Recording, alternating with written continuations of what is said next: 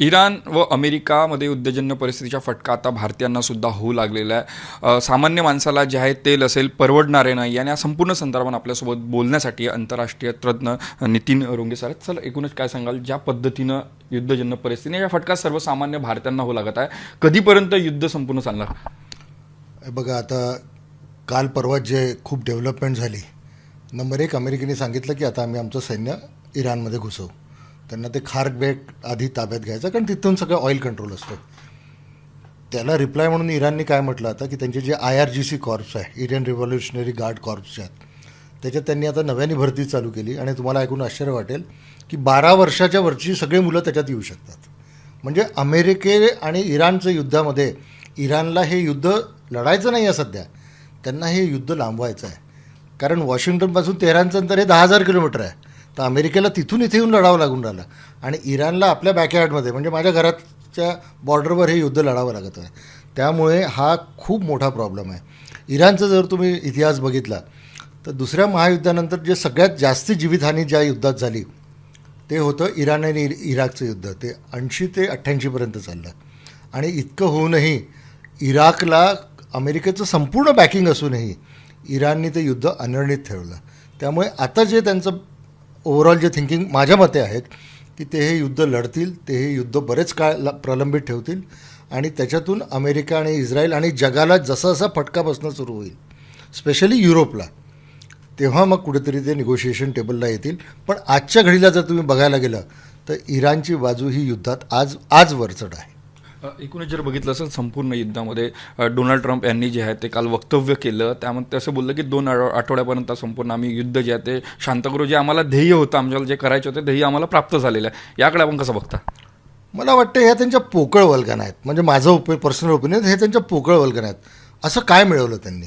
हे बघा, त्यांचा तो खामेनेई मारला त्याच्यानंतर त्यांचं असं हे होतं की खामेनेई मेल्याबरोबर इराणमधली जनता सडकेवर येईल, आपल्या गव्हर्नमेंट विरुद्ध बंड करेल आणि रजा पहलवी जो शहाचा मुलगा आहे, जो अमेरिकेत राहतो आता, त्याला आपण तिथे प्रेसिडेंट म्हणून बसवू आणि आपण त्या हिशोबाने राज करू. असं काहीही झालेलं नाही आहे. दुसरं, त्यांच्याकडे इंटेल खूप चांगलं आहे. त्यांनी आपली लोकं स्पेशली इस्रायलने इराणच्या आतपर्यंत हे करू. पण जोपर्यंत तिथली जनता रस्त्यावर येऊन काही करत नाही तोपर्यंत काही होणार नाही आहे. त्यामुळे अमेरिकेत जे म्हणत आहे की आम्ही 2 आठवड्यात हे करू, मला तरी अजून वाटतं की मिनिमम 2 ते 3 महिने काही होणार नाही. याच्या संपूर्ण फटका जे आहे ते भारतीयांना बसत आहे. तेल महागलेले आहे, तर इंधनांच्या जर दरवाढ जर बघितलं असेल तर महाग झालेला आहे. संपूर्ण सर्वसामान्य माणूस जो आहे तो भरकटलेला आहे. यावर कसं मात करता येईल कुणाच्या आंतरराष्ट्रीय तज्ज्ञ म्हणून कसं काय? आपल्या इथे इलेक्शन पॉलिटिक्स ही खूप चांगली आणि वाईट पण गोष्ट आहे. माझं स्पष्ट मत आहे, आपले माननीय पेट्रोलियम मंत्री 29 एप्रिलपर्यंत काही करत नाही.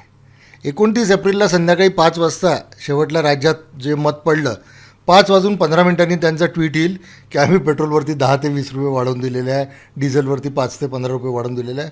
असं माझं स्पष्ट मत आहे. आता इलेक्शन असल्यामुळे ते काही करत नाही आहे. आणि हो, या गोष्टींची झळ भारतीयांना बसणारच. कारण जरी तुम्ही इराणसोबत, म्हणजे सरकारने तो एक चांगला हे केलं आहे की आपण इराण आणि अमेरिकेला चांगलं बॅलन्स करतो आहे, आपल्याही निघत आहे. पण एक महत्त्वाच्या प्रश्नाकडे जगातल्या लोकांचं लक्ष नाही आहे. ते म्हणजे इराणनी आता जे हुती आहेत येमेनमधले, त्या हुतीजला त्यांनी बळ दिलं आता.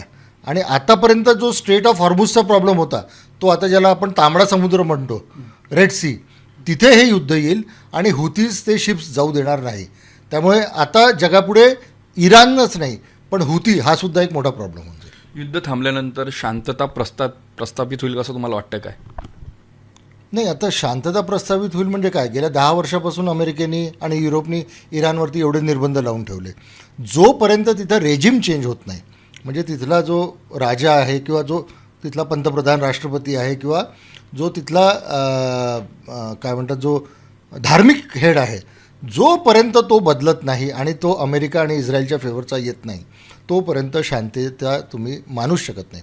आणि दुसरी अजून एक गोष्ट आहे की तसं बघितलं गेलं तर इराण खूप म्हणजे त्यांचं डिफेन्स सिस्टीम खूप चांगलं आहे. म्हणजे नॅचरल डिफेन्स ऑल्सो आणि स्वतःचं मिलिटरी डिफेन्स ऑल्सो.